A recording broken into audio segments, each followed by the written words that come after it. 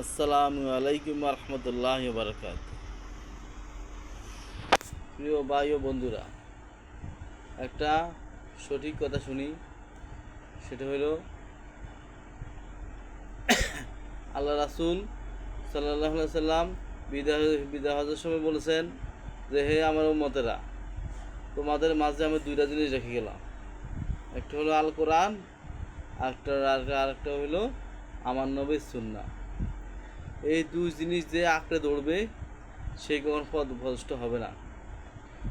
এখন আমরা আমাদের বেশিরভাগ মুসলমানের যে শুনি না মুসল্লি, যে নিজে একটা অর্থ সহকারে কোরআন শরীফ পড়ি, কোরআন আয়াত পড়ি, যে কি বলছে আল্লাহ তাআলা কি বলছে। আমরা কোরআনের আরবিতে বুঝবো না, আমরা বাংলা অর্থ সহকারে পড়লে অবশ্যই সেটা বুঝবো।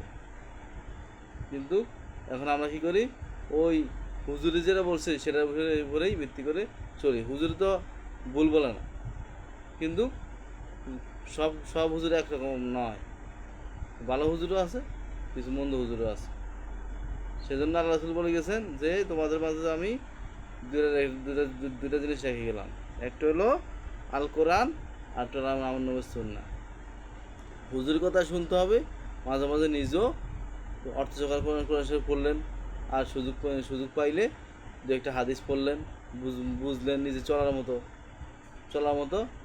হাদিস কোরআন পড়তে হবে, জানতে হবে। এটা মুসলমানের দায়িত্ব। যে আপনি যে না জানেন আপনি কীভাবে ইবাদত করবেন, কীভাবে নামাজ পড়বেন, কীভাবে চলবেন, সেভাবে জানতে হবে এবং সেভাবে আমল করতে হবে।